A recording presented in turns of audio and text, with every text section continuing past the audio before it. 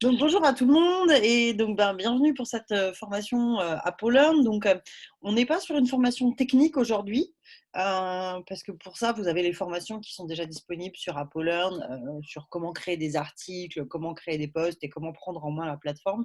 L'idée c'est un peu plus d'échanger aujourd'hui sur les bonnes pratiques pédagogiques et comment l'usage d'une plateforme asynchrone dans vos cours, ça va forcément vous amener à modifier vos pratiques et à sortir de l'usage unique de ce qu'on peut faire avec Zoom. Mais peut-être vous pouvez m'expliquer si vous l'utilisez déjà en classe ou pas, et si vous l'avez fait, qu'est-ce qui fonctionne, qu'est-ce qui ne fonctionne pas. On peut commencer peut-être avec… Allez-y, comme vous voulez. Heu, je l'ai pas encore utilisé, mais je suis intéressée à l'utiliser Ça marche. également. Et à la Nouvelle-Orléans? Alors, moi, comme tu le sais, je suis récente, donc l'outil était déjà installé et utilisé depuis la session de printemps. Hem et donc on l'utilise plutôt bien. La plupart des profs l'utilisent déjà. La question, c'est vraiment de, voilà, de connaître les bonnes pratiques, se rendre compte un petit peu de toute l'étendue de l'outil et de la dimension interactive aussi avec les étudiants. Moi, ce dont j'ai du mal à me rendre compte, c'est l'expérience des utilisateurs et d'avoir un petit peu l'autre côté. Donc, Ok. voilà. Mais on l'utilise, mais je pense qu'on peut l'utiliser mieux. Ok, ça marche. Ce qu'il faut essayer de penser quand on pense à la plateforme, c'est que c'est un petit peu finalement un réseau social de la classe. Mmh mh. Et qu'il y a deux usages. Il y a un usage asynchrone pour l'enseignant qui permet de faire de la classe inversée et donc de proposer des activités en amont ou en aval de la classe qui ne soient pas seulement des activités par mail où finalement on perd un peu le fil et puis c'est quand même très fastidieux d'avoir tous les rendus des apprenants par email. Et puis surtout, donc il y a ce côté-là, mais il y a aussi le côté échange, plateforme, finalement réseau social où les élèves vont pouvoir échanger entre eux sans votre intervention.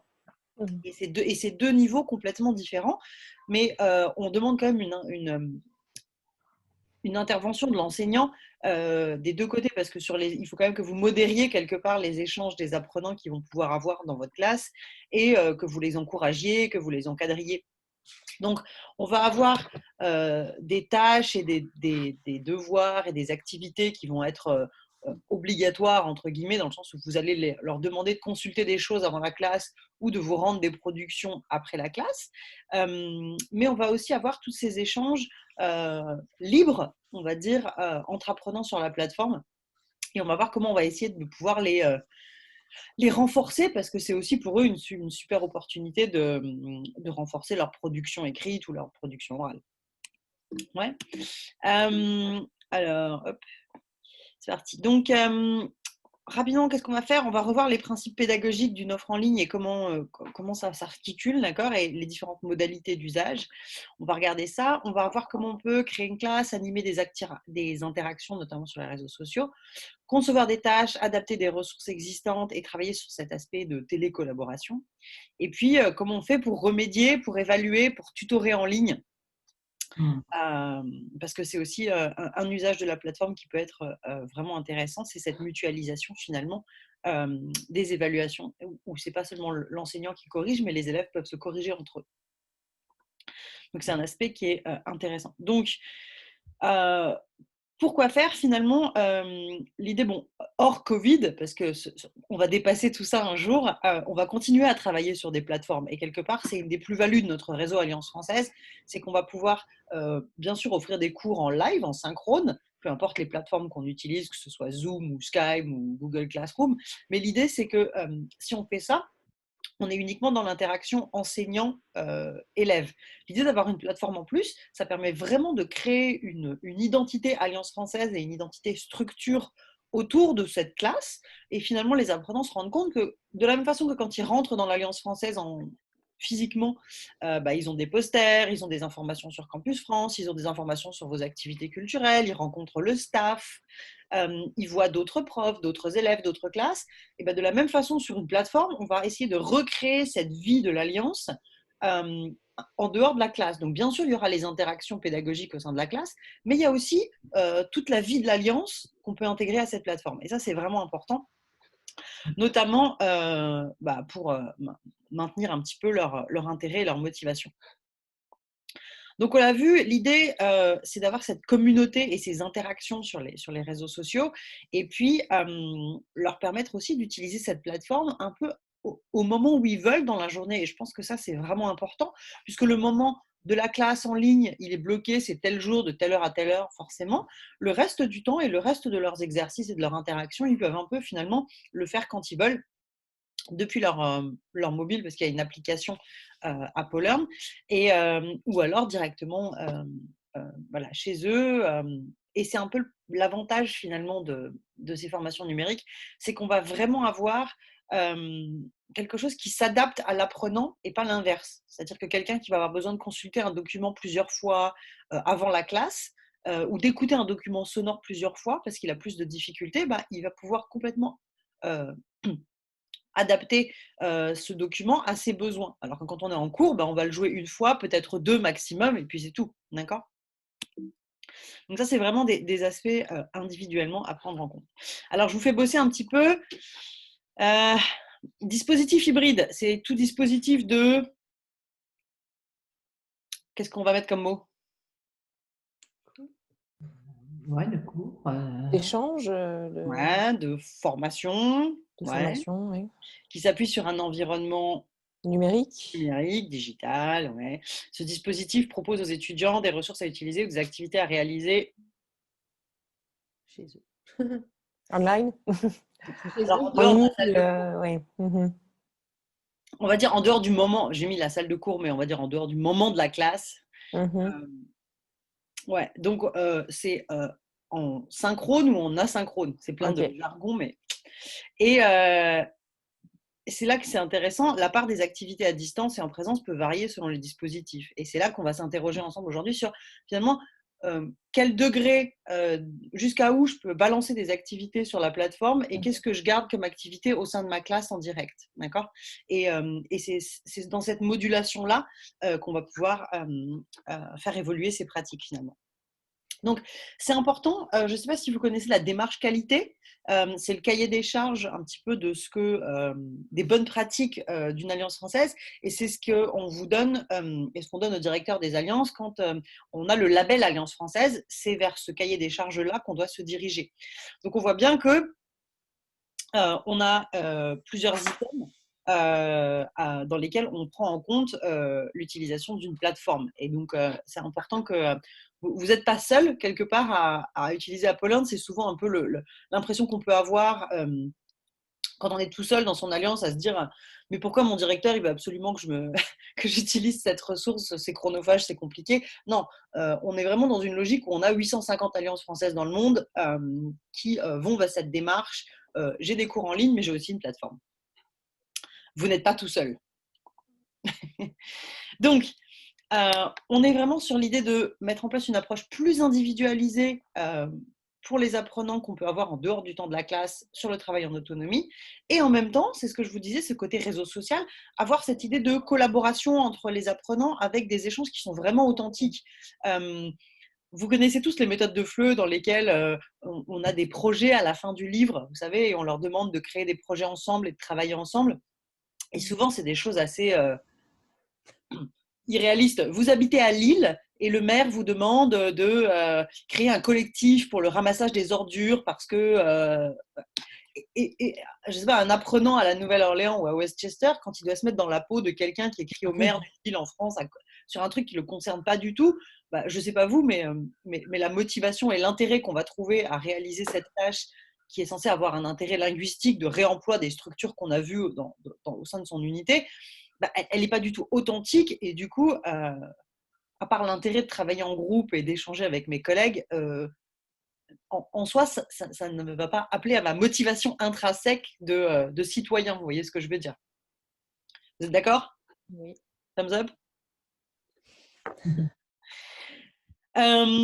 Donc voilà, vous avez dit authentique, je vous redonne quelques exemples. Donc voilà, vous avez tout ça dans toutes les méthodes de FLE. Hein. C'est un peu difficile de s'en passer. Voilà, les pétitions pour protéger le patrimoine naturel, ou vous voulez faire un stage en France. Voilà, c'est beaucoup de choses qui ne sont pas Utile. proches de leur centre d'intérêt ou proches de Oui. leurs actions au quotidien. Et finalement, la plateforme, elle va vous permettre de faire ça. Elle va vous permettre de parler de ce qui se passe à Westchester, à la Nouvelle-Orléans, et de créer une activité pédagogique pour votre classe par rapport à leur centre d'intérêt au quotidien. D'accord ? Donc, finalement, quelle intégration du numérique ? Il y a 3 éléments qu'il faut prendre en compte. Il y a former avec le numérique. Donc, c'est quelque part un outil au service des compétences de communication. Donc, l'idée, c'est d'encourager les échanges, encourager les productions multimodales. Par exemple, quand vous êtes en classe et que vous demandez aux étudiants d'utiliser Google Street View, par exemple, pour suivre un itinéraire, vous allez, quand on est dans les premiers cours en 1-1 et qu'on fait le vocabulaire des directions. Donc finalement, on utilise le numérique, comme Google Street View par exemple, au service d'une compétence communicative. L'objectif, c'est de leur faire pratiquer, tu dois tourner à droite, à gauche, ok ? Donc ça, c'est former avec. On a aussi formé au, où là, notre objectif, c'est important de le prendre en compte parce que le côté déjà SAV, où vous allez devoir assister vos apprenants pour prendre en main cette plateforme, il est important quand même. Donc, ce sont tous les aspects techniques de prise en main de la plateforme. Et puis aussi, quand on demande par exemple aux apprenants de s'enregistrer sur la plateforme, il y a un micro. Donc, on va leur demander d'utiliser le micro, par exemple, pour réaliser une carte postale sonore, des marches qu'ils font autour de chez eux pendant la quarantaine ou ce genre de choses. Vous devez les former au numérique. Ça veut dire que pendant une session de classe en live, vous allez devoir faire la démo et leur montrer où est-ce qu'ils doivent s'enregistrer et où est-ce qu'ils vont pouvoir poster leur production. Donc, ça demande un peu un côté, vous êtes plus le prof, vous êtes l'animateur technique qui va les former à l'outil. Ouais. Oui. Et enfin, former dans le numérique, l'idée, c'est ça, c'est que l'apprenant, il est dans cette plateforme, il est en tant que sujet social avec des interactions, et il y a une part de création qui est importante, c'est-à-dire que finalement, il va pouvoir lui-même créer des posts, lui-même partager des articles, aller chercher des choses sur différents sites et les mettre dans cette plateforme. Et quelque part, on se forme dans un univers numérique. Donc, on a le avec, on a le dans et on a le au. On est d'accord ? Ça, c'est quelque chose qui est tiré de la méthode saison des éditions Didier. Est-ce qu'on est dans former avec, dans former au ou dans former… À votre avis, l'idée, c'est de réaliser une vidéo pour une grande cause. On forme dans le numérique, on forme au numérique ou on forme avec le numérique ? On forme au Alors, on va former au numérique parce qu'il va falloir… et avec. Et avec, en effet, on est un peu sur les deux. On est avec parce qu'on utilise la vidéo comme réemploi dans une activité finale pour réutiliser les structures qu'on a vues, mais on forme au parce qu'ils doivent savoir utiliser les logiciels de vidéo. Ok ? Alors là, c'est un peu, on va bien, mais la création d'un journal ou d'un web journal, voilà, sur l'idée de faire un voyage, à votre avis, c'est former avec, former au, former dans ? Avec et au. Ouais. En effet, donc c'est la même idée, c'est qu'on va utiliser des réemplois. Par exemple, vous connaissez cette application ? Non. Non, c'est Mentimeter. Ça permet de faire des espèces de petits jeux sur le téléphone. Vous envoyez un code à vos apprenants et ensuite ils doivent choisir en choisissant un code couleur. C'est assez facile à faire.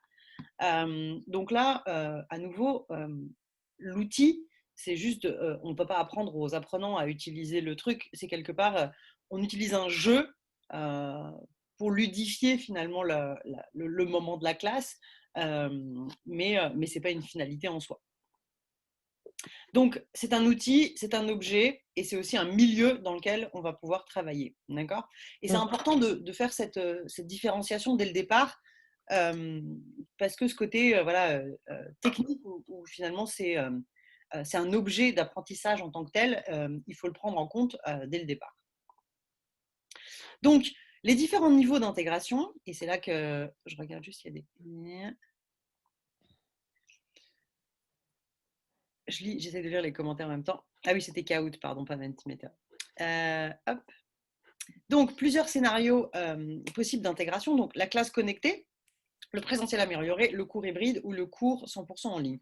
Je vous ai mis tous les différents parcours possibles. Nous, bien sûr, on est en ce moment sur l'usage cours 100% en ligne sans présentiel, mais au moment où on retournera dans la classe, on pourra aussi envisager du coup d'avoir des parcours hybrides où les étudiants ils reviendraient une fois en classe, une fois ils auraient un cours sur la plateforme, une fois en classe, une fois un cours sur la plateforme.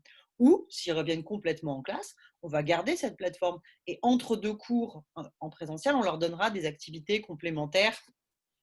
On est un peu sur le niveau 2, c'est l'idée d'un présentiel amélioré.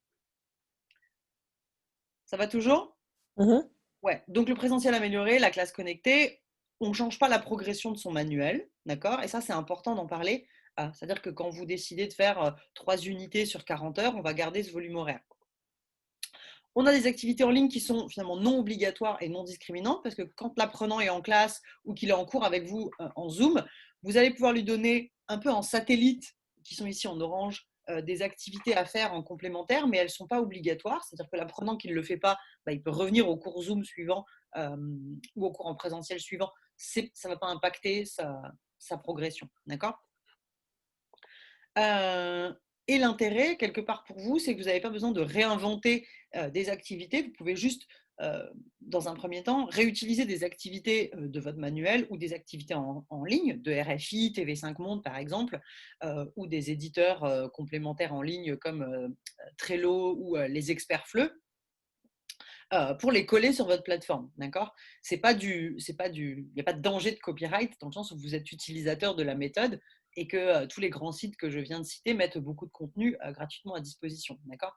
Donc, on ne vous demande pas d'inventer des activités forcément de A à Z, mais dans un premier temps, pour vos premiers usages, c'est d'aller chercher des activités et au lieu de les envoyer par mail à vos élèves, on va pouvoir créer un espace ergonomique dans lequel tout le monde va pouvoir retrouver facilement ses activités et vous allez pouvoir intégrer ça dans une vraie progression. Ensuite, on est là ici sur classe enrichie, présentiel amélioré. L'idée, c'est que on peut utiliser ça aussi pour des cours thématiques sans manuel. Et les activités qui sont finalement 100% sur la plateforme, elles ne sont pas obligatoires, mais elles sont vraiment recommandées. C'est-à-dire qu'il y a une vraie vie en dehors du groupe de la classe. Quelque part, ces activités, elles en font partie. Un des rituels que vous allez pouvoir mettre en classe quand vous faites ça, c'est quand vous commencez votre cours Zoom, vous allez ouvrir la plateforme et montrer aux élèves les productions qui ont été postées la veille. Et comme ça, la plateforme, elle devient partie intégrante finalement de votre cours que vous avez en direct avec vos élèves. On va pouvoir réagir sur les interactions. On va pouvoir aussi utiliser la plateforme pour les faire interagir en direct et poster des choses en direct. D'accord ? Donc finalement, ce n'est pas juste un outil qu'on utilise avant ou après la classe, mais qu'on peut aussi intégrer directement dans la classe. Et enfin, le cours hybride, c'est ce qu'on vous disait. Hein.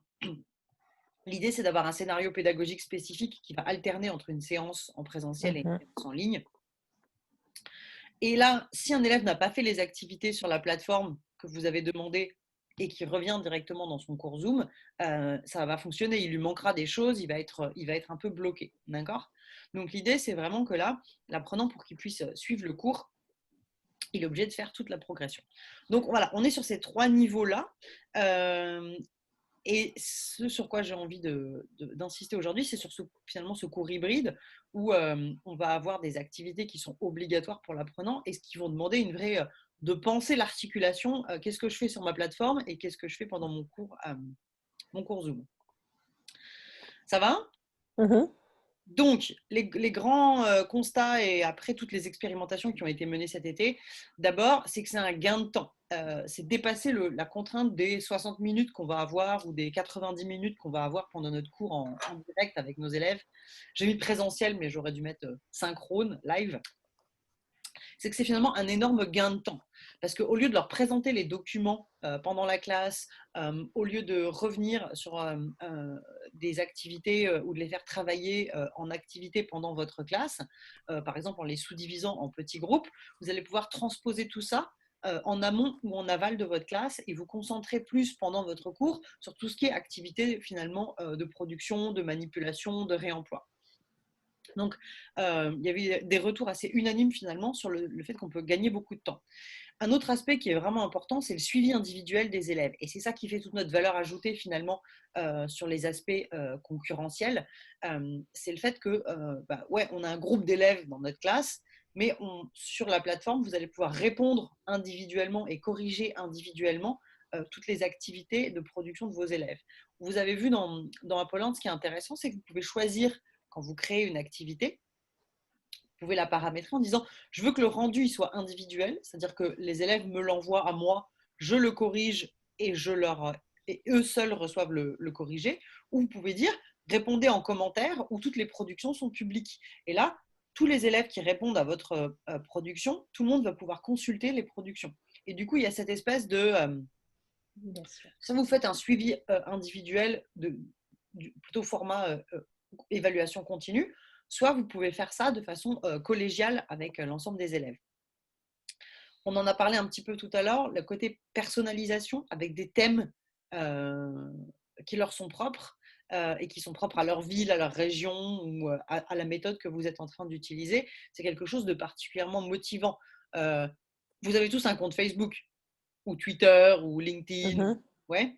On est d'accord que quand vous regardez votre fil d'actualité, les choses qui retiennent votre attention et avec lesquelles vous avez envie d'engager, c'est soit les choses qui parlent de vos thématiques favoris, soit les choses qui parlent de vous. On est d'accord. Donc c'est la même chose quand on va engager ses élèves finalement sur les activités.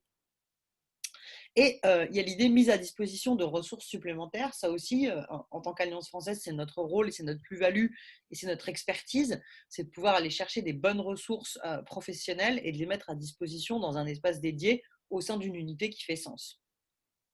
Et enfin, la fin des emails. Comment vous corrigez jusqu'à présent les productions de vos élèves? Ils me l'envoient et je leur… Il y a Google Doc. Certains Google Doc, certains photos, certains… Voilà. Ouais. Donc là, l'idée, c'est que vous avez un espace centralisé, vous allez pouvoir retrouver toutes les productions et ça va quand même un petit peu vous simplifier la vie. Ce qui est intéressant aussi avec la plateforme, c'est que pour tous les gens qui sont absents, vous en avez certainement, hein, même avec les cours dans Zoom, on peut enregistrer son cours dans Zoom, on peut faire des copies d'écran, des écrans qu'on partage dans Zoom, et ensuite, on va les mettre sur la plateforme. Ce qui fait que les élèves qui étaient absents, ils peuvent finalement revivre le cours en allant voir tous les éléments nécessaires sur la plateforme. Ça va toujours? Une des premières activités qui est souvent utilisée et que moi je vous recommande de faire, c'est de faire une charte d'utilisation de la plateforme. C'est à faire collectivement avec eux. On peut le faire en langue maternelle pour les A1, A2 s'ils ne se sentent pas à l'aise. Et on le transmet au début de la classe. Plusieurs aspects à prendre en compte, le côté copyright, parce que quand les élèves vont poster eux-mêmes des trucs, bah, c'est important que quand ils mettent une photo ou un article ou qu'ils fassent une copie d'écran d'un truc, ils aient conscience de cet aspect copyright. Vous pouvez leur faire les liens vers les différents tutoriels en anglais et vous allez pouvoir leur donner aussi là le syllabus du cours. J'ai plusieurs modèles de chartes d'utilisation à votre disposition. Il y en a pas mal aussi sur la plateforme, mais c'est aussi là où on va dire aux élèves, c'est une plateforme professionnelle. Certes, on est là pour échanger assez librement, mais c'est aussi le moment où on va dire on ne critique pas les productions des autres, on ne les corrige pas, on ne parle pas de politique, de religion, on a un langage correct, respectueux. Et c'est important de poser ces bases parce que vous allez devenir modérateur de votre classe et de votre groupe. Et du coup, en tant que modérateur, si vous avez à recadrer un élève qui poste des choses pas correctes, c'est bien d'avoir une charte et une base consensuelle qui a été partagée par tous, sur laquelle vous pouvez vous appuyer et pas juste « ah non, ce que tu fais, c'est pas bien », parce que vous allez forcément avoir, à un moment donné, besoin de modifier ou de supprimer une publication. Ça vous va? Oui. Ouais. Donc, vous utilisez quoi comme méthode? Je crois que c'est Entre nous à la Nouvelle-Orléans.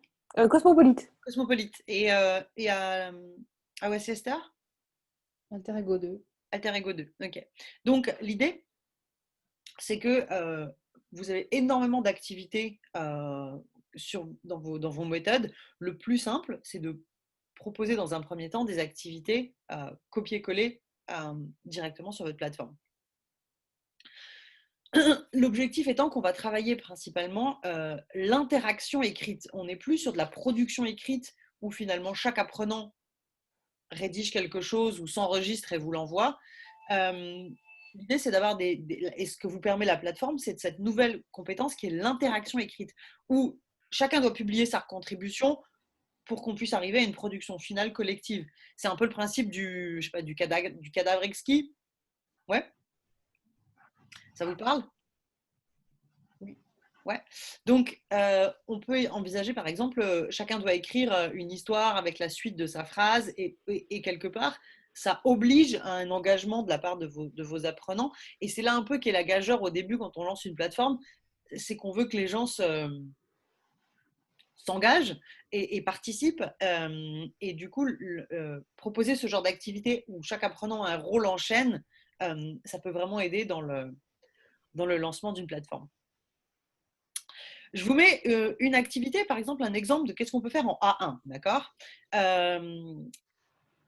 On dit souvent que pour les A1.1, c'est difficile de les faire écrire, de les faire participer. Là, on a un exemple finalement où quels sont vos commentaires sur ce que je viens de vous montrer là. Donc, c'est la France en images. La prof, elle dit, voilà, que représente la France pour vous? Paste your pictures in comments, like in the example. Et qu'est-ce qu'elle a fait, elle, la prof? Elle a répondu elle-même à son propre exercice en mettant un exemple, d'accord? Et ça, c'est quelque chose qu'il faut vraiment tout le temps faire pour guider vos élèves et leur donner un modèle de production et un peu amorcer la machine. C'est répondre vous-même à votre activité comme si vous étiez dans la peau d'un apprenant, d'accord? Et c'est l'intérêt de cette plateforme, c'est qu'on peut demander aux apprenants d'intégrer toutes sortes de médias. Ça peut être de la vidéo, ça peut être des images, ça peut être des émoticônes, enfin, cette grande liberté finalement d'usage, ça leur permet aussi de parler de… On revient un peu à l'essence même du réseau social, à savoir, je parle de moi, de ce que j'aime, de mon expérience avec la France et les pays francophones. Je vais pouvoir aller chercher une photo. Et à nouveau, une photo, ça va être pour vous le moment de leur rappeler que il ne faut pas juste aller sur Google Images, mais bien chercher des images qui sont libres de droit. Après, c'est une plateforme fermée, dans le sens où on ne va pas faire d'usage commercial ni publier les échanges qui sont dans votre classe. J'ai pas pensé, mais ça aussi, c'est quelque chose d'important à mettre dans votre charte d'utilisation dès le départ. Le fait que cette classe, elle n'est visible que d'eux-mêmes, de vous, l'enseignant, et éventuellement du coordinateur ou du directeur de la structure, mais que il faut qu'ils s'approprient cet espace et qu'ils s'y sentent chez eux, dans le sens où il n'y a pas de censure, il n'y a pas de supervision extérieure. C'est leur espace et ils sont libres d'y participer un peu comme ils veulent. J'aimerais bien des précisions là, ici parce que alors c'est qui c'est qui peut voir tout ça? Qui c'est qui peut voir quoi? Notre cours. Ouais, donc au sein de la plateforme Apollon, vous allez créer des classes. Et vous allez avoir votre classe et il y a seulement vous et vos élèves qui ont accès à votre classe, personne d'autre. Ou peut-être votre coordinateur. Mais peut-être le coordinateur sur Rachel, qu'est-ce que vous êtes? Vous avez accès, oui?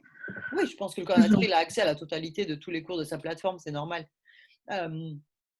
Comme vous avez des visites de classe parfois de votre coordinateur quand vous faites cours dans votre alliance. Vous avez parfois des observations de classe. Donc, quand on définit la classe, on définit qui sont les personnes qui ont accès, je crois. Comment ils s'appellent vos cours? Vous avez des cours en ce moment? Oui, mais on ne les a pas sur la plateforme. Et donc, j'imagine que quand le cours est créé sur la plateforme, celui qui crée, qui va être par exemple pour nous le coordinateur ou le directeur, va créer le cours et va donner les instructions. La formateur, je vais vous montrer dans un instant la plateforme de la Nouvelle-Orléans. Vous allez voir, il y a le cours A1.1, A2.3, B1.4 et chaque cours a son propre groupe sur la plateforme. Donc, chaque groupe que vous avez en cours, il aura un groupe fermé équivalent sur la plateforme.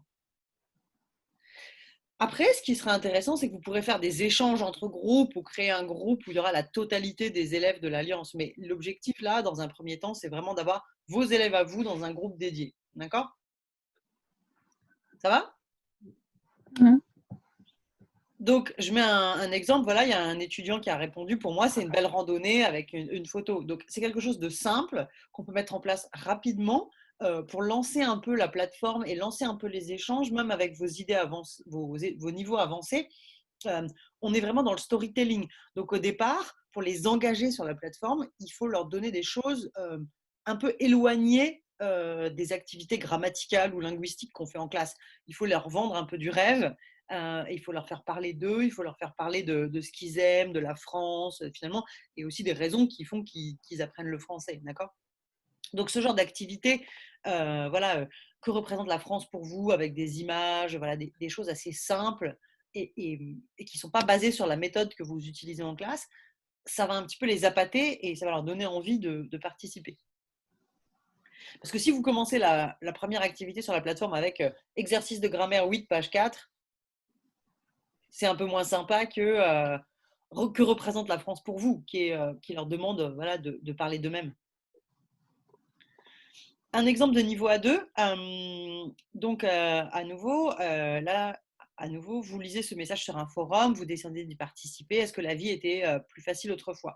Donc là, la prof, elle a créé une discussion, d'accord? Et elle va demander aux élèves de commenter directement sous la production. Et on voit bien, c'est un extrait de sa méthode de la page 176. Donc, elle n'a pas réinventé une activité from scratch. Elle a juste fait un copier-coller d'un exercice de production ou d'interaction dans la méthode et elle en a fait un exercice de production écrite. On voit les réponses des élèves, du coup, on voit, c'est un niveau A2, hein, donc on voit au bout d'un moment, je pense que voilà, les différents niveaux. Et donc, à chaque fois, on peut répondre. On voit qu'ils ont, elle a par exemple fait une phrase en anglais. C'est quelque chose qu'il faudra définir dans votre charte d'utilisation. Elle peut être différente avec les différents groupes, mais l'idée, c'est de dire, c'est une plateforme d'apprentissage, mais c'est aussi un peu ludique, donc on ne va pas forcément pénaliser le fait qu'ils écrivent en anglais. Qu'est-ce que vous en pensez?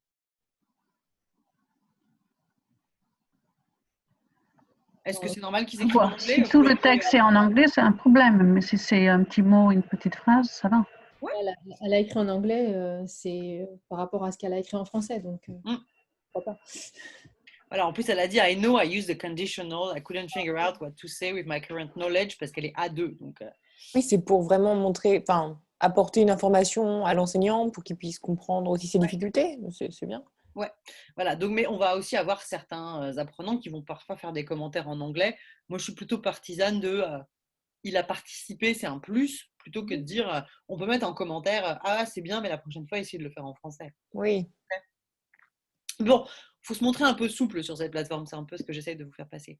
Un exemple de partage un peu spontané d'un apprenant, ça va être ça. Par exemple, j'ai eu un cours en live mercredi, ils ont parlé d'un livre. Bon, bah voilà, il y a un apprenant qui a dit « Ah, voici un exemple du livre dont je parlais, qui m'a intéressé. Voilà. » Et c'est un exemple d'un livre en anglais. Mais peu importe, parce que ça parle d'un truc sur lequel qu'on a évoqué pendant la classe.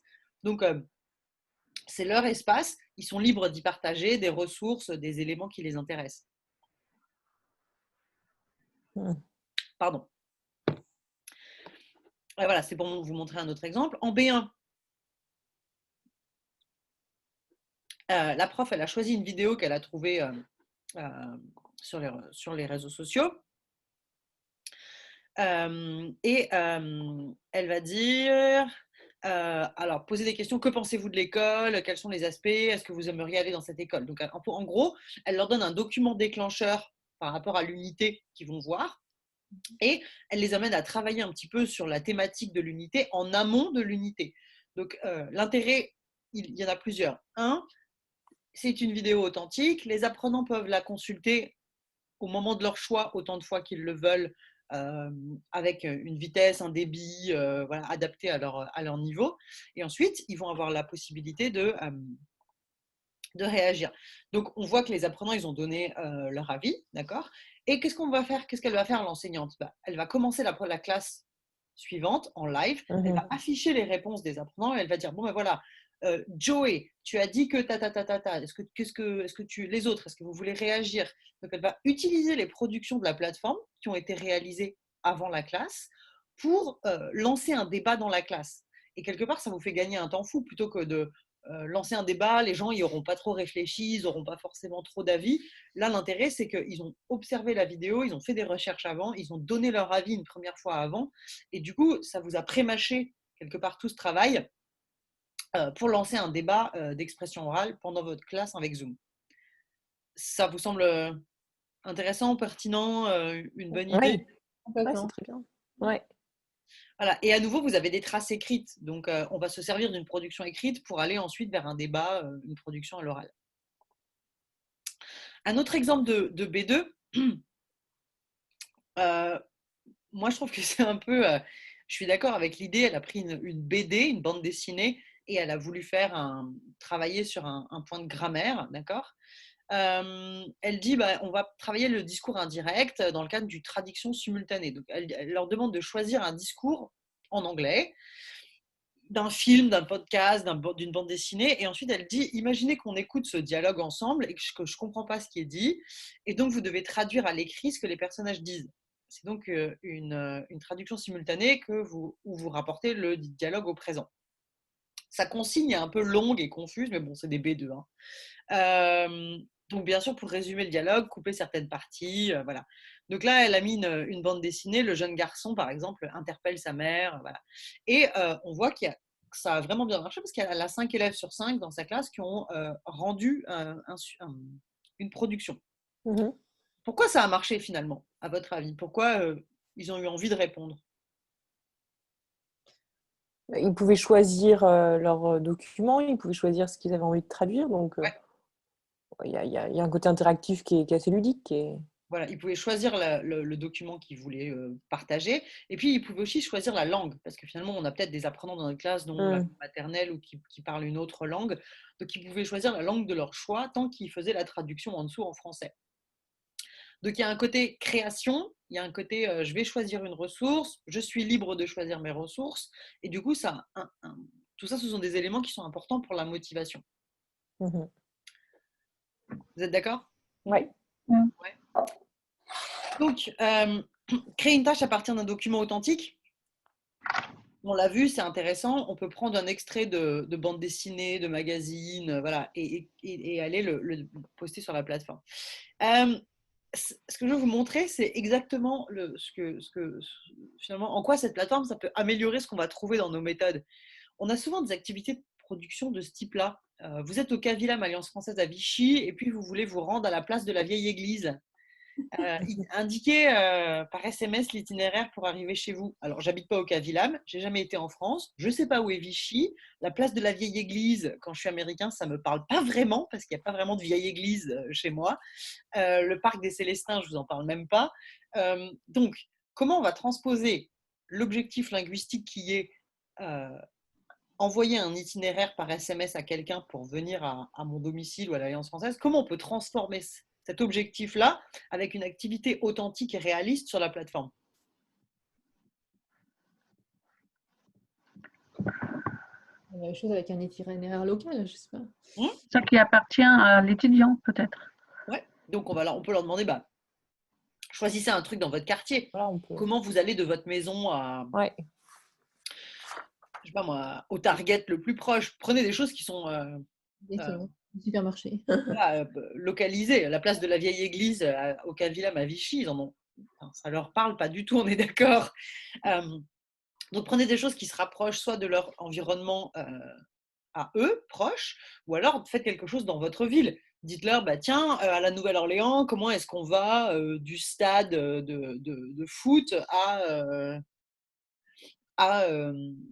je sais pas moi, au vieux, à la statue de Jeanne d'Arc.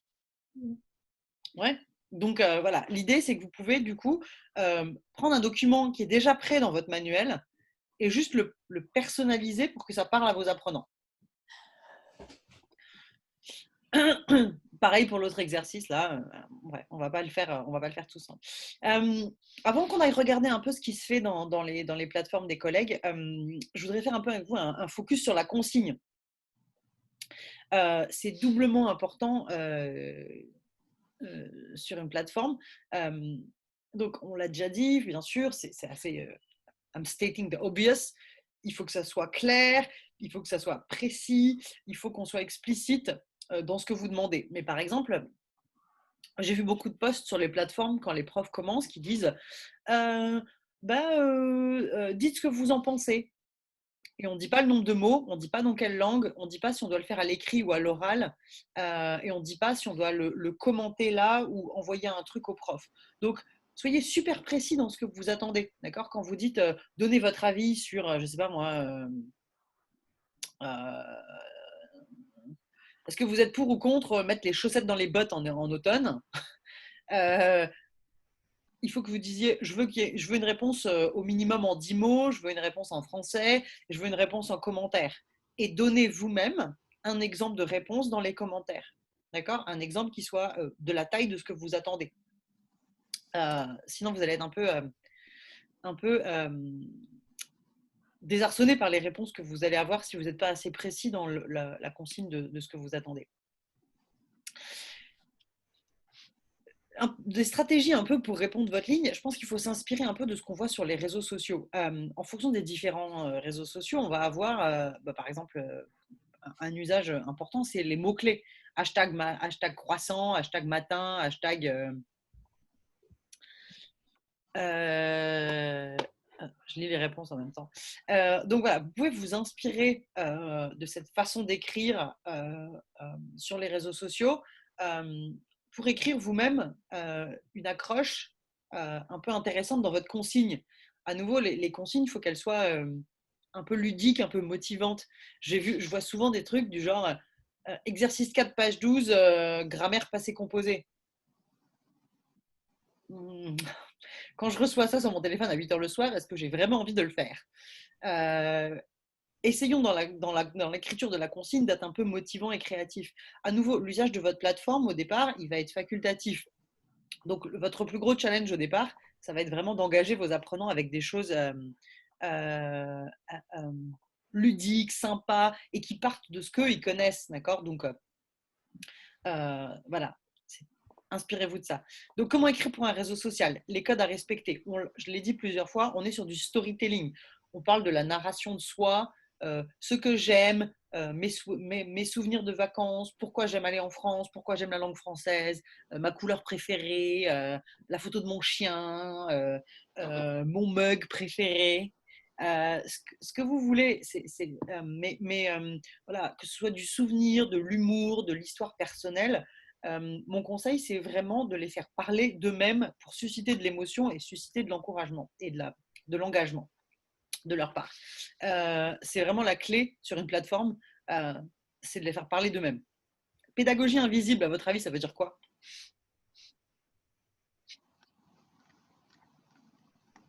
De rendre la chose assez ludique pour qu'on ne se rende pas compte qu'il y a un objectif pédagogique derrière et réussir à attirer la participation sans que ce soit, oui, si scolaire. C'est ça. Donc, on va éviter les grammaire activité 4, page 2. Donc, un one-shot dans le sens où si le titre ou la consigne n'est pas claire, vous allez le voir tout de suite, vous n'allez pas avoir de réaction. Donc, vous allez vous auto-censurer assez rapidement. Vous allez vous dire, tiens, ils n'ont pas réagi à ce truc-là, pourquoi ça n'a pas marché? Ça veut dire que dans mon titre, dans ma consigne ou dans la façon dont j'ai présenté les choses, il y avait un truc qui n'allait pas.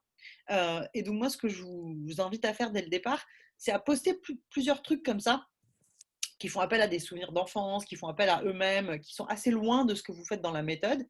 Et puis d'alterner, de faire un truc très perso, un truc de la méthode, un truc perso, un truc de la méthode, en essayant voilà, d'être toujours assez séducteur dans votre consigne. Voilà. Donc, essayez d'ajouter des images, même si c'est une activité sur le passé composé, allez faire une petite recherche et trouver une petite image un peu sympa. À nouveau, on est sur quelque chose d'accrocheur. Donc, un contenu attirant, c'est un contenu qui est pertinent et qui est actualisé. L'idée, c'est qu'on peut aller chercher tout un tas de trucs sur l'actualité de ce qui se passe ici aux États-Unis ou dans le monde et les faire réagir sur ça, que ce soit les conséquences climatiques sur les grands feux qu'il y a eu sur la côte ouest ou des choses qui sont plus proches de nous dans notre région. Poster de façon régulière, ce sera à vous de vous mettre d'accord dans votre structure, mais je pense qu'il faut poster au moins une fois entre chaque cours en Zoom.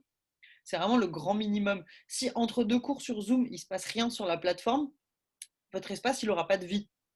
Donc, il faut que après le cours, vous puissiez aller poster des choses pour pouvoir les réutiliser ensuite et prendre ce rituel finalement où j'affiche la plateforme.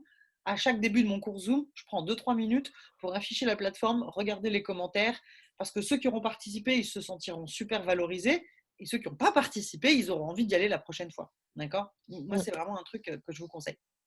Et puis, vous allez au fur et à mesure mesurer l'efficacité de ce que vous publiez. Inventer un concours, ça a super bien marché dans les alliances qui l'ont lancé dans les premières semaines d'utilisation.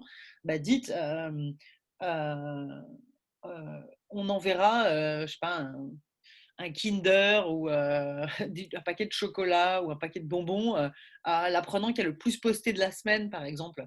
Et ils ont lancé ça pendant plusieurs semaines. Et un peu comme l'employé du mois ou l'employé de la semaine, on peut avoir l'apprenant de la semaine qui a été le plus prolifique sur la plateforme pour le mettre en valeur. Voilà, ça peut être ce genre de choses. Un autre aspect sur comment maintenir la motivation un petit peu des apprenants, l'idée c'est d'alterner les activités qui sont obligatoires, c'est-à-dire vous devez faire ça pour la prochaine séance, et les activités qui sont complètement facultatives et moi je vous conseille de faire les activités de storytelling où ils parlent d'eux-mêmes facultatives, parce que quelque part on est un peu sur du ludique et de l'agréable qui est en complément de ce que vous faites et qui est vraiment sur votre progression de cours, d'accord ? Donc, la création d'un prix hebdomadaire.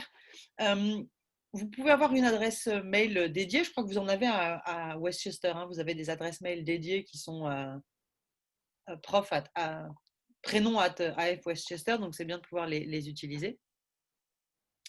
Et voilà, alterner le travail individuel et le travail de groupe. Donc, n'hésitez pas à créer cette nouvelle, utiliser cette interaction, cette nouvelle compétence d'interaction en production écrite pour aller regarder un peu ce qui se fait. Donc du local, travailler avant la classe, pendant la classe, après la classe, sur la plateforme et essayer d'alterner aussi. Donc, quelques idées sur comment travailler avant la classe. On est sur des activités de préparation, de pratique en autonomie ou de consolidation de ce qu'on a vu avant. Donc là, elle a pris une activité de TV5 Monde, ok. Elle a regardé, voilà, elle a pris une vidéo sur TV5 Monde et elle demande aux apprenants, elle a mis une date d'échéance, d'accord, pour l'activité, et elle leur a demandé de regarder la vidéo pour pouvoir en débattre en classe. Ok, premier niveau assez simple finalement. Une chose dont on n'a pas parlé encore, donc à nouveau, l'idée c'est de pouvoir travailler sur différents niveaux d'évaluation, que ce soit une évaluation par le prof, un peu classique, mais on peut aussi penser à une évaluation en grand groupe, donc vous affichez les commentaires pendant votre classe et tout le monde va pouvoir commenter sur les commentaires des uns des autres, ou une intercorrection, on peut créer des binômes et demander aux apprenants de se corriger entre eux. Donc, pour faire un petit résumé avant qu'on aille répondre aux questions et voir votre plateforme, il y a, et c'est le premier élément que j'ai mis en ligne, c'est socio-affectif. Votre rôle numéro 1 dans cette plateforme, c'est pas de faire de la pédagogie et de renforcer ce qu'on a vu sur le cours. L'idée, c'est de créer, de gérer la vie de groupe au départ, d'encourager, d'inciter, de les faire produire, de les faire parler. Une fois que vous avez réussi ce premier challenge de début, après c'est bon. Donc, il y a ce premier lancement où il faut les inciter, les inviter. Ensuite, on va faire un petit soutien technique pour leur montrer rapidement comment ça marche. Mais ensuite, ça va aller super vite et vous pourrez vous concentrer sur les aspects plus pédagogiques et organisationnels. Bon. Je ne vais pas aller dans le détail de ça, je vous renverrai le PowerPoint. On peut aussi l'idée c'est rendre les participants actifs sur cette plateforme. Donc à nouveau, partager clairement son objectif. On peut créer un petit slogan, un petit mantra ou voir une petite image pour la classe. Il y a beaucoup d'alliances qui l'ont fait, ça a bien marché. Au lieu de s'appeler la classe A1.1 du jeudi, je parle les Griffons d'or comme dans Harry Potter ou j'en sais rien. Demandez-leur de choisir eux-mêmes un nom et un logo et un petit mantra sur la plateforme. C'est assez sympa, ça crée cette cohésion de groupe et puis ça fonctionne. Affichez dès le départ les règles de fonctionnement. Et sur la plateforme, un peu comme sur Zoom, prenez la parole, donnez un exemple, mais rendez-la. D'accord? Idéalement, vous pourrez vous dire que votre plateforme, elle marche bien quand il y aura plus de production des apprenants que vos productions à vous. Et à nouveau, plus vous allez aller vers des thèmes de la vie quotidienne, de l'actualité locale, française ou francophone, mieux ça va marcher. Donc à nouveau, on va être au départ surtout sur de l'appréciation qualitative à l'américaine. Good job, well done, great, super, bravo, encouragez-les. Okay, on va aller donc à nouveau vers des choses assez légères en termes de correction et d'évaluation, sauf quand vous pouvez paramétrer dans la plateforme pour que l'évaluation, la production qu'on vous envoie, elle vous soit envoyée qu'à vous. Et dans ce cas-là, vous précisez dans la consigne, c'est un test individuel, je vais vous le corriger. D'accord? Mais sinon, on part du principe que c'est un tutorat collectif et que tout le monde va pouvoir voir la production et la partager. Vous avez beaucoup d'ados dans vos cours? Oui, un peu. Donc avec les ados, c'est pareil, il faut juste un peu adapter la communication sur la plateforme et faire un usage encore plus renforcé de la photo et de la vidéo pour les engager un petit peu plus. Je fais un petit focus sur le droit d'auteur, sur les banques d'images. On peut en parler au début de la plateforme. Voilà, même pour vous, dans ce que vous postez, faites attention aux images que vous utilisez. Utilisez les banques d'images libres et gratuites, ou quand vous utilisez Google Images, utilisez bien les filtres spécifiques. C'est important. Sinon, vérifiez qu'il y a des licences Creative Commons, c'est CCC, où les enseignants souvent disent que vous avez le droit de réutiliser leurs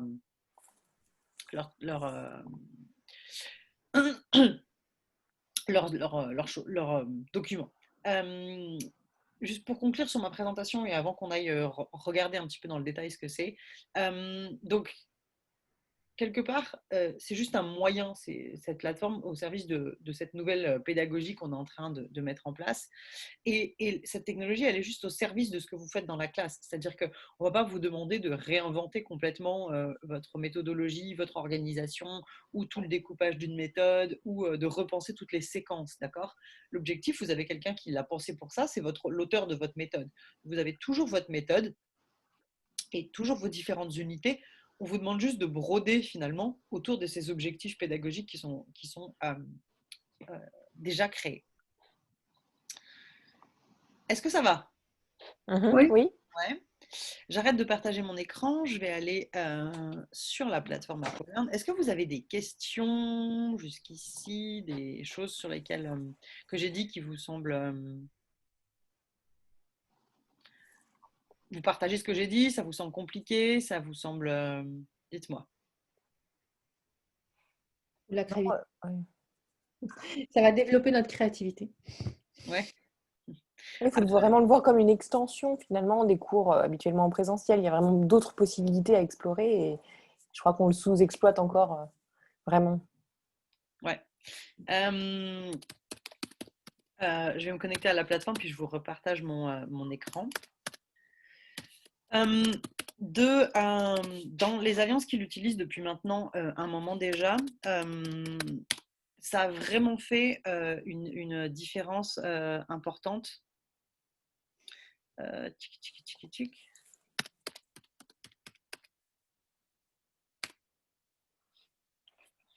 Alors,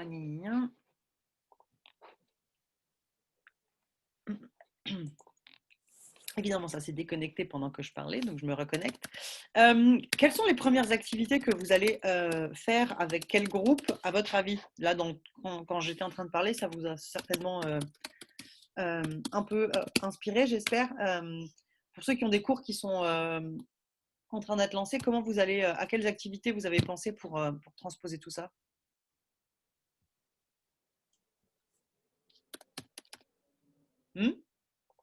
Moi, j'y ai pas encore réfléchi. Non. Ça prend du temps.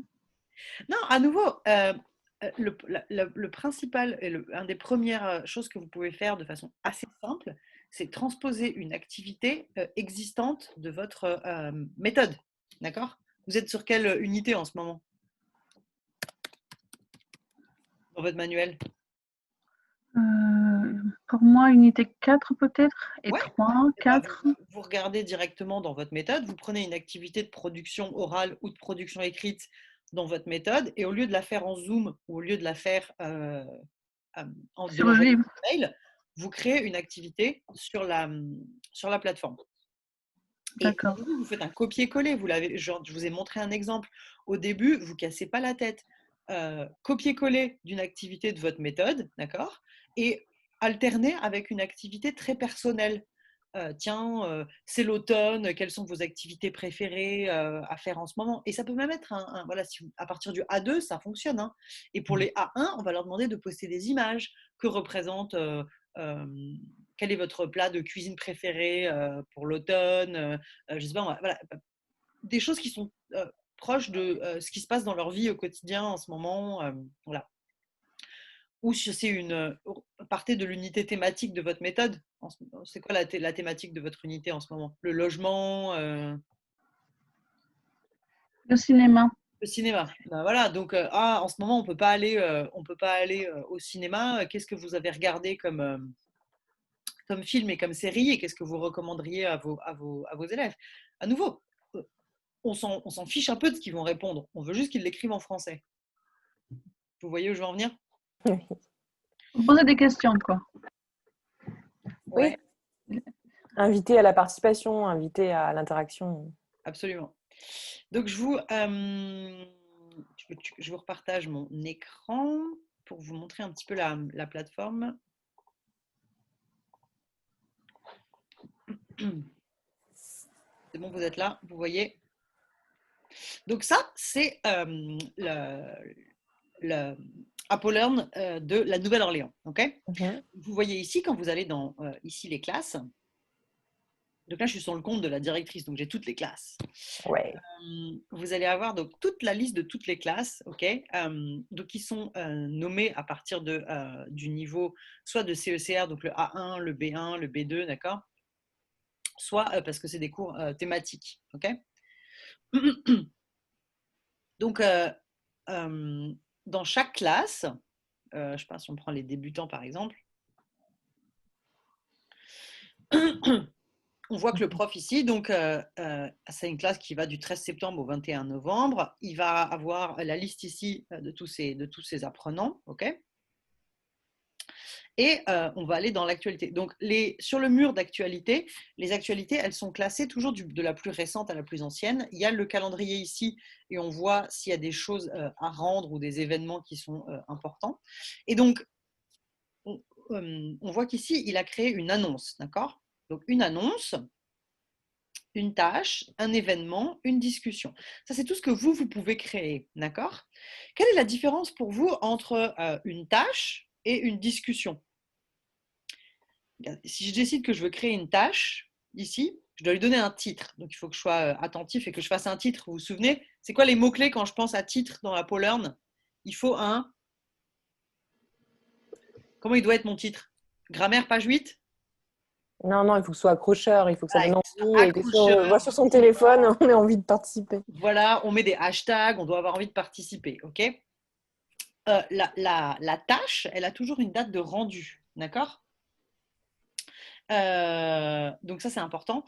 Et alors que la discussion, ici, c'est la même chose, il y a un titre, vous mettez votre consigne, mais la discussion, c'est plus libre. Et dans la discussion, il n'y a pas de date de rendu. Donc moi, ce que je vous conseille, c'est quand vous voulez faire une activité obligatoire, faites-en une tâche. Comme ça, les étudiants, ils voient bien qu'ils doivent le rendre pour la prochaine classe, tel jour à telle heure.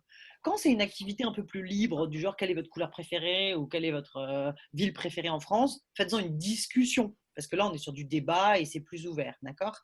Les annonces, c'est plus pour quelque chose de ah tiens, on a déplacé le cours de jeudi, ou c'est sur des choses non… Pas forcément de réponse attendue. Voilà, on n'a pas de réponse attendue, d'accord? Moi, ce que je vous conseille, c'est de créer des tâches obligatoires ou des discussions facultatives, ok? Vous voyez, donc Jonathan, il a dit, c'est assez sympa, il a mis des… quelle est la météo aujourd'hui? Quel temps fait-il? Aujourd'hui, il y a des nuages, du vent et il fait frais. Donc, il a mis l'image pour que les apprenants puissent le faire. Et on voit bien qu'ici, il y a eu 2 commentaires. Voilà. Une question rapidement. Toutes ces images, c'est sur la plateforme, tout Non, ça? alors ces images-là, vous pouvez en avoir ici dans Documents. Vous allez pouvoir choisir d'ajouter des documents directement dans la plateforme. Mais à nouveau, si vous tapez ça, vous en avez dans votre méthode, ou vous pouvez aller le chercher sur Google en 3 clics. Je veux dire, vous tapez météo, fleu, voilà, vous allez trouver ça assez facilement. Comment on peut améliorer la production de Jonathan? Donc, il s'adresse à des A1. Bah, il faudrait qu'il précise effectivement le nombre de mots, Ouais. ce qu'il attend d'eux finalement. Parce qu'on on voit d'ailleurs qu'il y a une incompréhension, je crois, par Voilà, donc j'ai choisi exprès ça. Son post, il est bien, dans le sens où ça parle de la météo, c'est un truc qui leur est propre, ok. Et il a mis une photo exemple qui leur permet de répondre sans trop aller à chercher dans leur livre, d'accord. Là, c'est juste une annonce, non? Ouais, il a fait une annonce, mais à nouveau, ça aurait pas vraiment dû être une annonce. Moi, je l'aurais plus fait ça dans le sens, soit c'est une tâche parce que c'est à faire pour la prochaine classe, une soit discussion. non parce que c'est facultatif, ok. Il aurait pas dû mettre sa réponse dans le même post. Il n'aurait pas dû mettre sa réponse dans le même post, tout à fait. Donc, il manque pas mal de trucs. Le titre est à peu près OK, d'accord. Mais moi, j'aurais mis hashtag météo, hashtag weather, hashtag, je sais pas. En anglais. Voilà, on peut, c'est des A1, d'accord. On ne veut pas leur faire peur, on veut qu'ils parlent. Ensuite, vous mettez quelle est la météo aujourd'hui, quel temps fait-il? Regardez le document suivant et répondez en disant quel temps il fait chez vous, d'accord. Et en commentaire, je réponds moi-même en tant que prof et je dis aujourd'hui, là où moi j'habite, dans ma ville, voilà la météo qu'il fait, d'accord. Bon, en même temps, s'ils habitent tous à la Nouvelle-Orléans, il va faire le même temps partout, ok. Mais vous pouvez, voilà, l'idée est pas mal, ok. Donc c'est pas mal ce qu'il a fait. Oui, mais enfin, on va pas quand même discuter avec eux toute la semaine ou tous les jours de la semaine. Non, pas forcément. Là, ce que je vous disais, c'est, je l'ai dit, entre chaque cours Zoom, vous faites un post. Ça va prendre 10 minutes, ok. Vous allez sur la plateforme, vous créez une activité, vous vous dites, la prochaine fois, je veux leur parler de ça, ça, ça. Donc, soit vous prenez le document déclencheur de votre unité, vous le postez sur la plateforme, vous leur dites, avant la classe, vous devez regarder ce document parce qu'on en parlera en classe, d'accord. Et vous leur posez 1 ou 2 questions de compréhension globale pour vous faciliter la vie, parce que comme ça, ils arriveront en classe déjà préparés. Soit vous faites quelque chose d'un peu extracurriculaire et vous leur posez une question comme ça, d'accord. Voilà, là, le prof, il a fait un petit topo bienvenue, vous voyez, avec sa classe. Et il a fait ici le lien vers sa page Zoom. OK. Parce que ce qui est important de dire, Marguerite, c'est qu'à chaque fois que quelque chose est posté sur une classe, tout le monde reçoit un mail qui dit il y a un nouvel élément sur la page du cours. Donc, en fait, si vous postez quelque chose l'avant-veille du cours, les étudiants sont au courant. Ils ne sont pas obligés d'aller se connecter tous les jours pour voir. Ils vont avoir un message qui leur dit qu'il y a une nouveauté sur la page. Ouais. Voilà, donc ça, c'est important. Je regarde juste vite fait une autre voilà. Donc là, la prof, elle a dit, pareil, la Marlène, elle a dit, voilà, production orale, veuillez vous enregistrer pour le rendu de l'exercice 8, page 29 du cahier d'activité. Comment on pourrait améliorer ça? C'est pas mal, hein, c'est une tâche. Elle a mis une date de rendu, donc les élèves ils comprennent qu'ils doivent aller à la page 89 pour faire l'exercice 8. Ok. Comment on peut améliorer ça pour le rendre un peu plus raccourcir un peu. Raccourcir un peu, ouais. Alors comment on peut faire? Donc par exemple, si on a dit, vous vous souvenez, il faut que la pédagogie elle soit un peu invisible, d'accord? Donc mettons que l'exercice soit, je sais pas moi. Voilà, là pareil, elle dit veuillez déposer votre exercice en pièces jointes. Exercice de conjugaison. Bah non, soyez un peu plus sympa. Imaginons que c'est un exercice, je sais pas moi, où faut conjuguer les verbes, je sais pas moi, de la maison. Ça va être, vous faites un titre, je sais pas, balayer, nettoyer, frotter, laver. Hashtag too much to do. Alors, à votre tour, regardez à la page 180 et faites votre répondez à la question. N'oubliez pas de mettre en combien de mots et s'ils doivent le faire en commentaire ou s'ils doivent le faire donc en commentaire, vous voyez, soit ils peuvent taper ici, okay, en tapant un commentaire écrit, d'accord, et ils font envoyer mon commentaire, soit ils appuient sur le micro ici et ils s'enregistrent à l'oral. Donc précisez bien si vous voulez qu'ils répondent à l'écrit ou à l'oral, d'accord. Ce que je vous propose aussi, c'est d'essayer de leur demander eux-mêmes d'ajouter une image, un document. Finalement, ouais, répondez aux exercices. Tout le monde peut le faire, mais vous pouvez ajouter un petit truc en plus.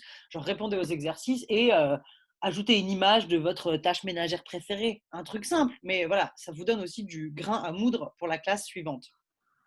OK? Vous voyez où je vais en venir? Donc, voilà, la prof, pour l'instant, elle a fait un truc qui fonctionne dans le sens où les élèves, ils ont rendu leur activité. Mais pour moi, ce qui manque vraiment là, c'est un aspect social, ludique, humain, avec des photos, des choses qui sortent un peu de la page de l'activité du cahier. Ouais. OK? Donc, ça, c'est votre mur d'actualité. C'est ce qui va vous permettre de faire toutes les tâches et les discussions. On est d'accord. Ensuite, vous allez avoir ici, dans l'onglet Documents, tous les documents que vous allez vouloir partager avec la classe et qui est un peu votre banque documentaire. D'accord? Ce qui est intéressant, c'est que quand vous voulez ajouter ici un document, vous pouvez partager un lien. Par exemple, dire aux étudiants, bah, tiens, tout le monde doit aller voir ce lien. Ça va rester là tout le long de la classe. Par exemple, si vous avez travaillé sur, je sais pas moi, le futur et que vous avez trouvé un super site qui parle du futur ou un super site avec des exercices pour s'entraîner, bah, vous pouvez le mettre là, d'accord? Vous pouvez partager un fichier, mais ce qui est intéressant aussi quand vous faites ici de nouveaux documents collaboratifs, c'est un document quand vous faites visible et modifiable par tous les utilisateurs. Ça veut dire que tous les gens qui sont dans la classe, là, je vous le montre comment ça marche. Quand ils tapent quelque chose, ça va s'afficher en direct, d'accord? Et c'est là où on peut faire un peu ce qu'on a vu comme cadavre exquis. Tout le monde, tous les élèves de la classe, à chaque fois qu'ils tapent un truc, ça s'affiche d'une couleur différente, ok? Donc on peut être en live sur Zoom et au lieu d'utiliser le chat de Zoom, on peut partager son écran et leur demander d'aller soit sur leur téléphone ou sur leur ordinateur dans leur classe et tout le monde va taper un bout de production. Donc, on peut le faire en direct ou on peut le faire pas en direct, mais ça vous crée une production collective finale qui est basée sur la production de tout le monde. OK? Ça va? Oui, c'est bien ça. Alors, du coup, c'est dans… C'est dans Documents. Documents. Quand vous allez ici dans Documents, nouveau document. Fichier collaboratif. OK, document collaboratif. Très bien. Ouais, donc ça, c'est assez sympa. Okay. Et là, vous allez avoir des modules. Alors, à nouveau, les modules, moi, je ne vous conseille pas de faire ça pendant vos 3 premiers mois d'utilisation de la plateforme. Je pense qu'au début, vous devez vous concentrer sur le mur d'actualité, d'accord, sur copier-coller des choses de votre méthode en les rendant plus sexy, ok, et ajouter de la vie et du lien social à votre plateforme. Okay. Pour cette première session, c'est vraiment ça sur lequel vous devez vous… Attendez, pardon, que je réponde à ça. Allô?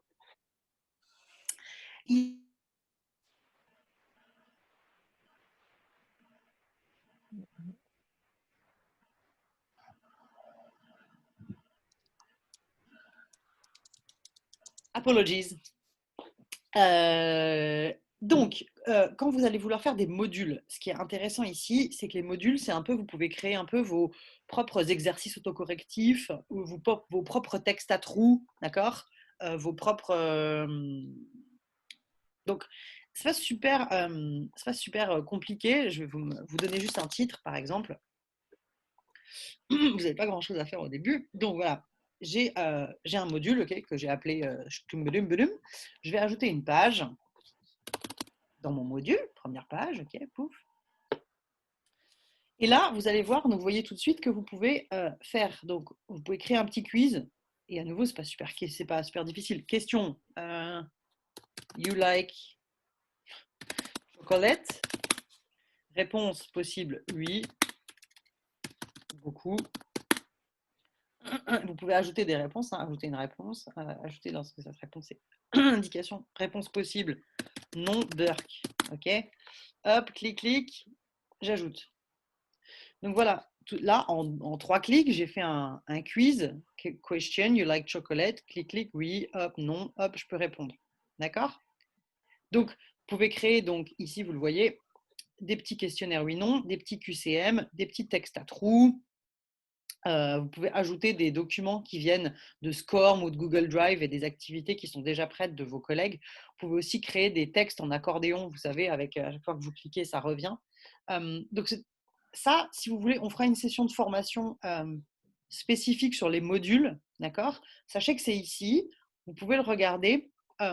Moi, je vous conseille peut-être dans un premier temps de vous concentrer sur le mur d'actualité pour cette session-là. Et une fois que vous aurez bien pris en main, que ce sera lancé et que ça avancera bien, on pourra ensemble créer des modules ou faire une formation spécifique sur les modules.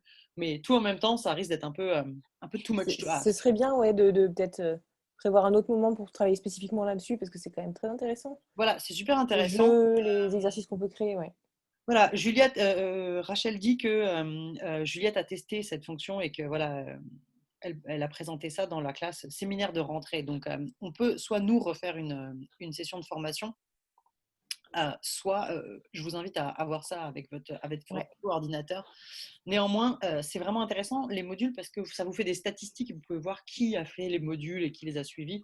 Après, ça peut sembler chronophage alors que clairement, moi, ce que je veux que vous fassiez, c'est que vous suiviez la production de votre module et que vous utilisiez cette plateforme comme un espace et de classe inversée, à savoir, je donne des activités en amont et en aval de ma classe et que vous en fassiez un lieu d'interaction et de vie sociale pour vos élèves parce que c'est ça qu'on leur vend à nos apprenants. C'est certes du temps en face à face dans notre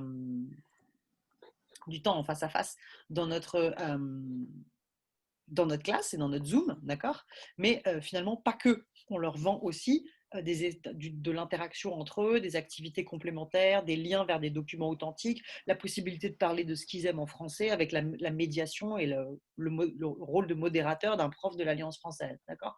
Donc pour moi, c'est vraiment une super valeur ajoutée que cette plateforme et je pense que voilà, si vous vous concentrez dans un premier temps sur le mur d'actualité en faisant des choses simples et en donnant de la vie et en donnant la parole à vos apprenants, vous allez voir tout de suite que c'est hyper gratifiant parce que ils vont s'y mettre et ça fonctionne vraiment bien. Je vous ai convaincu? Ouais. J'ai démystifié un peu le truc ou vous êtes un peu genre bof? Moi, je suis pas Facebook, pas du tout. Hein. Je connais pas du tout. Parce que je suis pas vraiment sur ces réseaux-là. Vous avez raison, ça ressemble un peu à un mur Facebook, mais bon, à nouveau, l'ergonomie du truc est assez simple. Vous avez vu, vous avez une classe, je ne sais pas si c'est à vous de la créer ou si Juliette, votre coordinateur va la créer pour vous, mais vous avez une classe, vous rentrez dans votre classe, vous avez un bouton tâche, un bouton discussion. C'est quand même assez simple. Si vous voulez qu'on refasse un moment ensemble sur la prise en main technique et les différents boutons et comment cliquer à différents endroits, on peut le faire ensemble, pas de souci. Ça, j'ai compris. Hein. Ouais. Ça, j'ai tout compris. Ça, c'est pas très difficile à manipuler ces boutons, après tout. Rachel dit qu'elle va créer les classes, donc c'est bon. Mais voilà, une fois que vous êtes là, moi, ce que je pense, c'est concentrez-vous sur votre progression dans un premier temps. Prenez des activités de votre manuel et transposez-les sur votre plateforme en les adaptant à ce qu'on doit avoir sur une plateforme, à savoir un titre attrayant, une consigne claire, un exemple clair, soyez précis dans les attentes que vous avez. Et quelque part, vous allez voir, c'est super intéressant. Le fait que les élèves puissent s'enregistrer avec un micro, c'est quand même top. Ouais. Ça leur permet ils peuvent faire plusieurs essais. Vous pouvez les écouter depuis chez vous. Vous pouvez jouer les enregistrements pendant la classe en Zoom. C'est une super plus-value d'avoir cette possibilité pour eux de s'exprimer à l'oral en dehors du temps de Zoom. Donc moi, vraiment, je vous invite à les faire s'enregistrer au maximum, d'accord? C'est ludique en plus pour eux, c'est assez sympa. C'est sûr, oui. J'aime ça. Ils ont l'habitude en plus. Voilà, ils ont l'habitude. Donc, et surtout, essayez d'alterner les activités qui sont obligatoires, basées sur la méthode, axées sur des objectifs grammaticaux et linguistiques, et les activités qui n'ont rien à voir et qui sont des trucs super ludiques en français pour pratiquer. Quoi. Oui. Voilà, pour s'amuser, quoi. Votre enjeu premier, si vous n'êtes pas un super ambassadeur de votre plateforme, vos élèves, ils vont pas vous suivre, d'accord? Donc, vous devez vraiment les attirer et rendre la chose assez assez ludique au début, même si petit à petit, ensuite, toutes ces activités où on parle beaucoup de soi, elles vont s'amenuire au fur et à mesure du temps. Mais au début, il faut vraiment leur proposer des trucs, parler d'eux, leurs souvenirs d'enfance, mettez une photo d'un vieux truc, je sais pas, une vieille radio, et vous, enfin, les trucs, dichotomie entre le passé et le présent, l'actualité, ce qui se passe dans votre ville, voilà, faites-les réagir sur ce genre de choses. Plus vous êtes proche de ce qu'ils aiment et de leur centre d'intérêt, plus ça va fonctionner. Et puis on peut faire aussi un petit concours sympa, ça peut marcher. Ok ?